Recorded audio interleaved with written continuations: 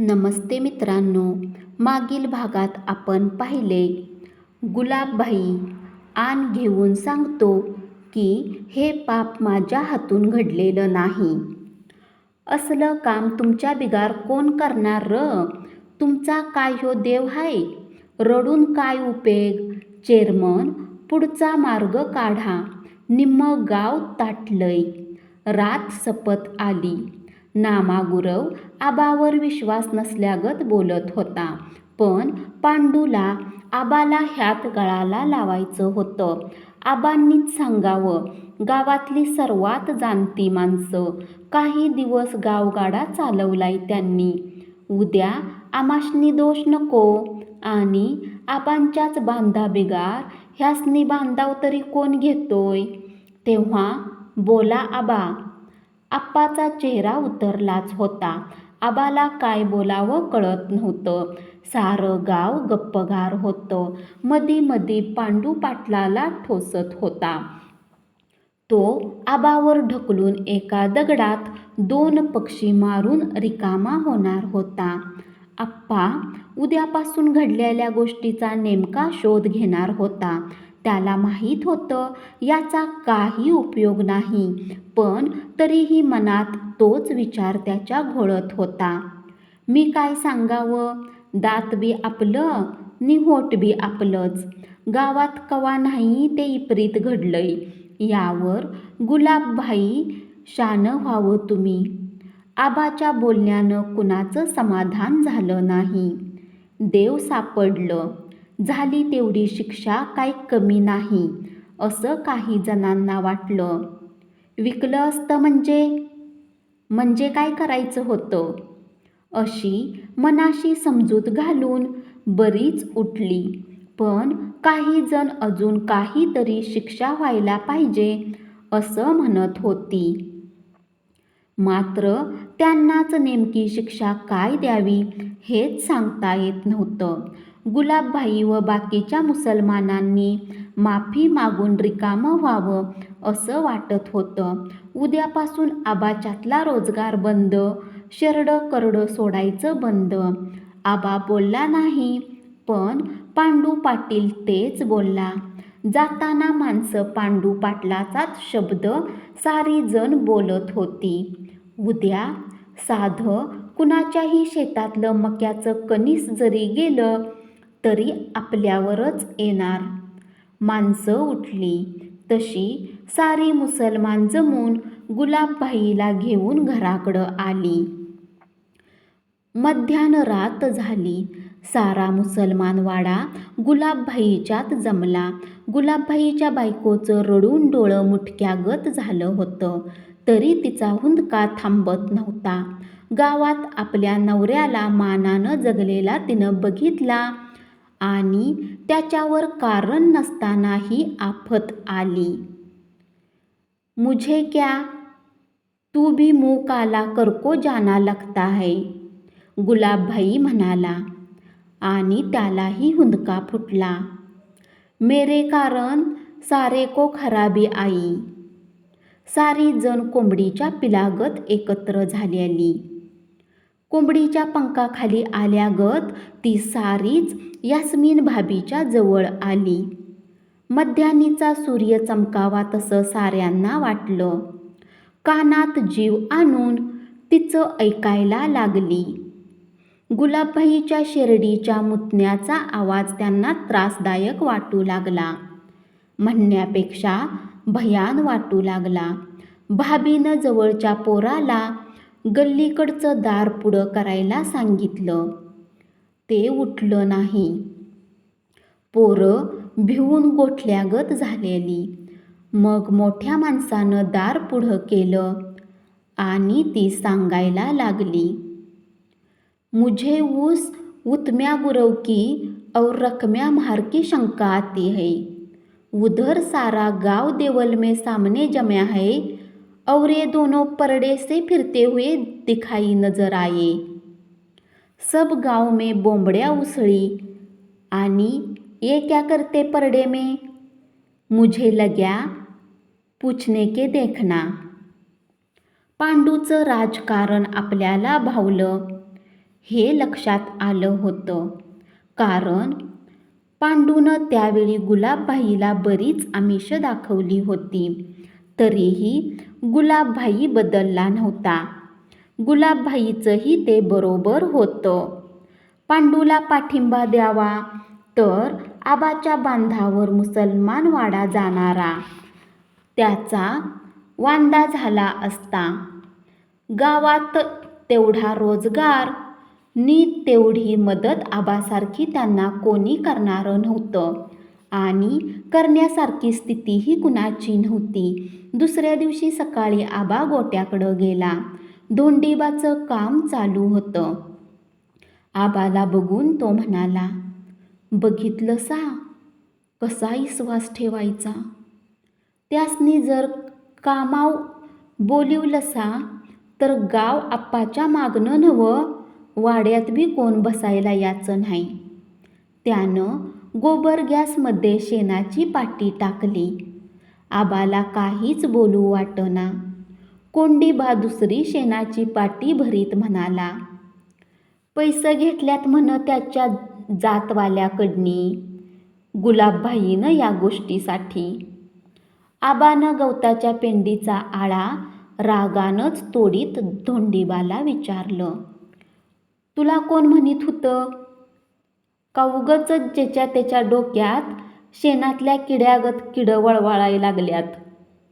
झालं गेलं रातीला देऊन टाकचीला म्हणलं तर तू बी रात्रीचा पाढा मोठ्यानं वाचायला लागलायस रामाधर्माच्या पाऱ्यात." धोंडीबानं शेणाची पाटी मुकाट्यानं उचलली. खरं डोक्यावर पोतं घ्यायचा तो विसरला. त्याच्या डोक्यावरची टोपी शेणानं रॅड झाली होती.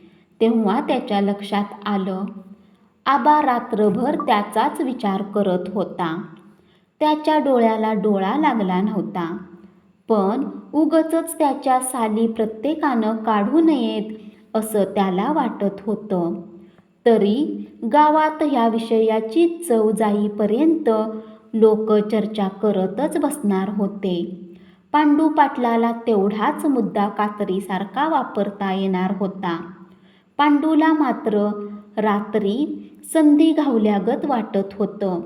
गुलाबबाईचा ग्रामपंचायतीच्या सदस्याचा राजीनामा घ्यायला पाहिजे होता. तो विषयच गडबडीत राहिला.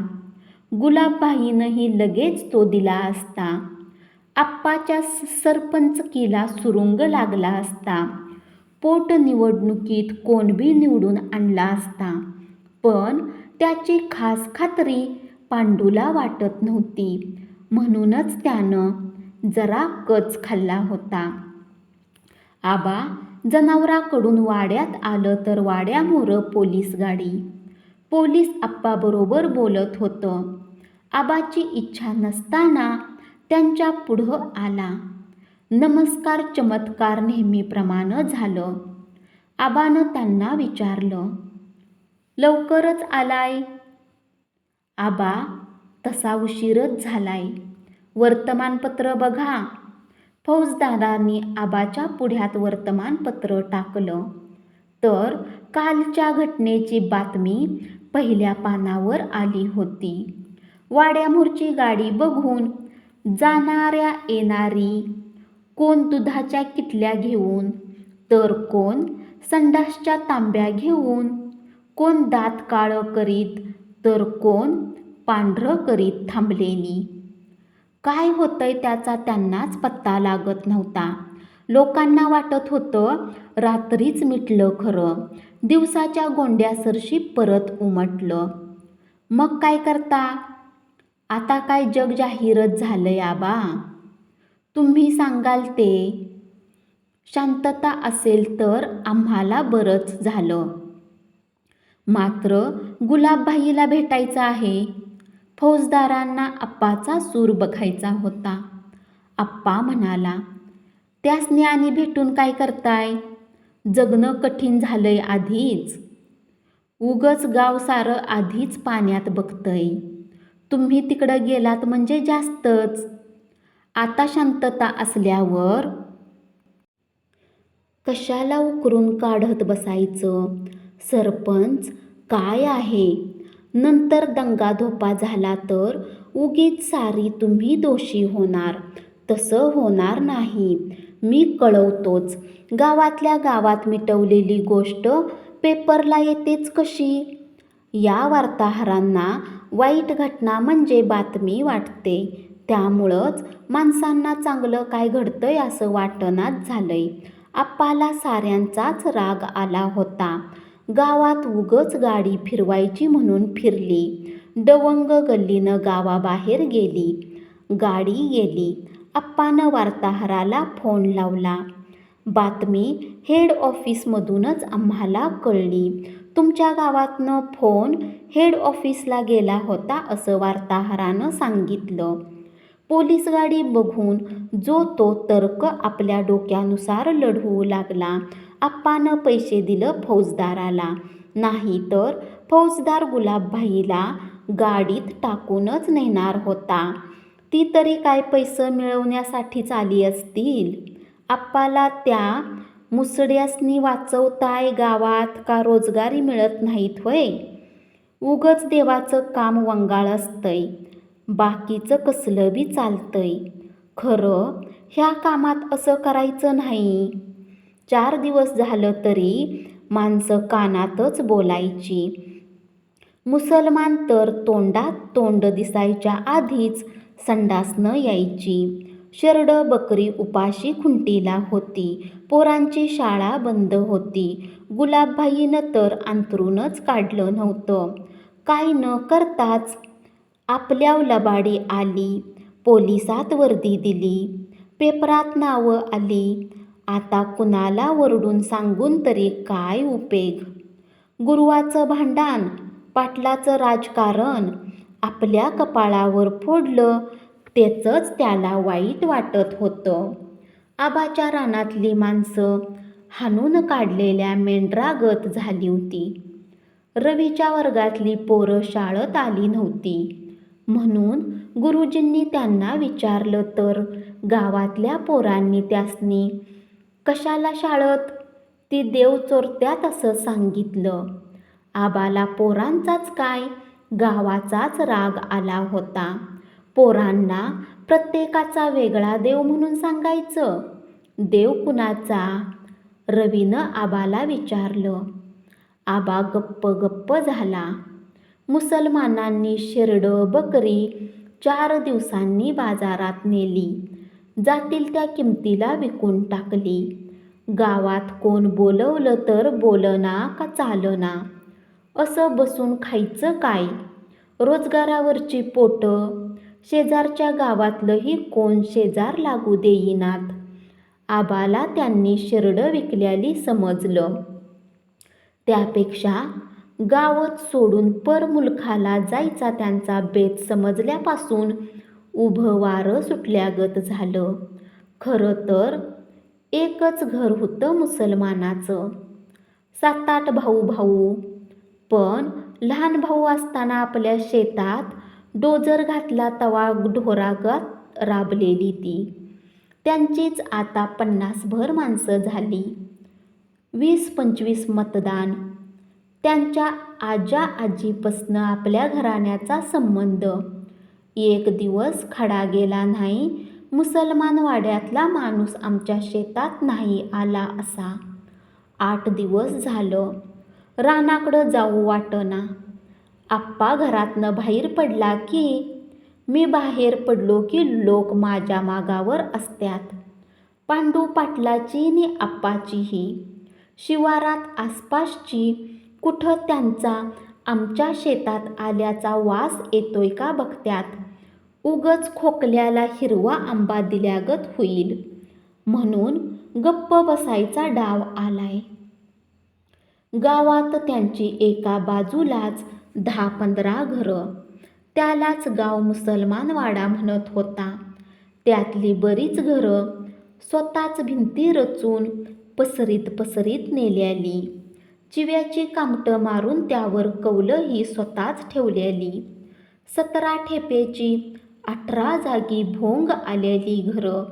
आबा नेहमीप्रमाणे दिवस कापलिंगाच्या डोंगरावर आला की गाडी घेऊन कोणत्या नाही कोणत्या शेतात जायचा. आज धोंडीबा नव्हता. आबा एकटाच गाडीत होता. गाडी रिंगणीच्या शेताकडं जाणार होती. ती मुसलमान वाड्याच्या रस्त्यानं. गाडी निघाली. गल्लीत कोण दिसत नव्हतं. अगोदरच वाकलेली घरं त्याला आणखीन वाकल्यागत दिसायला लागली. आबाचं लक्ष प्रत्येक घराकडं जात होतं. दारं उघडी होती, खरं माणसं दिसत नव्हती. गाडी मुसलमान वाड्यातनं बेघर वस्तीतला धुरळा उडवीत गेली. दिवसानं बघता बघता मान टाकली. गुलाबबाईच्या घरात सारी जमली. आबाला एकट्याला रिंगणीकडनं जाताना त्यांनी बघितला होता. आपण त्यांची गाठ घेऊया, गाव सोडतो म्हणून सांगूया. त्यांची गाठ बी घेतल्यागत होईल आणि काय म्हणतात ते बी कळल. 4-5 जण जायचं ठरलं. गावात दूम लागता कामा नये. उगच त्या माणसाच्या नावानं पोराच्या राजासाठी आम्हाला जवळ करतोय म्हणून पांडू गावभर शिमगा करील. एकट्यानं अंतरानं सहज बाहेर गेल्यागत जायचं ठरलं. दिवस गेला. कडूस पडलं. शेताकडं माणसं गावाकडं यायला लागली. या 4-5 जणांनी साऱ्यांना चुकवून रिंगणी गाठली. आबा एकटाच हातात पानाचा बटवा धरून बैल वैरण खात्याती ती बघत बसला होता. या 4-5 जणांना बघितलं. अंधार पडायला लागल्याला आणि आबाच्या डोळ्यातनं धाराच व्हायला लागल्या. त्यातल्या एकानं यास्मीन भाभीनं सांगितलेला प्रकार सांगितला आणि आबा म्हणाला, त्या दिवशी काय तुमची तोंड शिवलेली होती व्हय? आमचा माप तुमच्या 3 पिढ्यावर विश्वास हाय. खरं गावाच्या मोहरं काय चालतंय आणि तुमच्या घरातच देव मिळालं म्हटल्यावर आमची दातखिळी बसली. आता निस्तारा थोडं दिवस. माणसाच्या मनातलं जायला जरा टाईम लागतोय. पर तुम्हासनी लागलीच चिरडई काय माप सरकारचा डोंगर होता होय? आबा गावात राहूच वाटना. गुलाबबाईनं पाण्याचा थेंब घेतलेला नाही. गाव सोडायचं म्हणतोय. नुराच्या डोळ्यातनं पाणी पडायला लागलं. आबाचं मन कडुशाच्या जाळ्यात गुरफटल्यागत तडफडाय लागलं. जरा कळ काढा. आप्पा म्हणत होता मामलेदार येणार हाय. मीटिंग घेऊन साऱ्या गावाला समजावणार हाय. गाव मीटिंग म्हटल्यावर त्यांना धडकी भरल्यागत झालं. ती एकमेकाकडं तोंड दिसत नव्हती तरी बघायला लागली. आबाच म्हणाला, गावात असा तेढ वाढवू नये. एकमेकांच्या जातीबद्दल बोलू नये म्हणून येणार हाय मामलेदार. मी सांगू का यास्मीन भाभीनं सांगितलेला प्रकार? त्यांनी काकुलतीनं, नको, इजत आल्याची आग भडकल. ती वळूगतीनं फिरणारी पोरं नि पांडू मागणं आणि काय करील त्याचा नेम नाही. मिटवायचं बघा, रोजगार बघा. जगायची पंचायत होईल आमची उद्यापासनं. तुमच्यातनं आणावं तर गाव आधीच बोंबालतंय, त्यात राखील नको असं सांगितलं. धन्यवाद.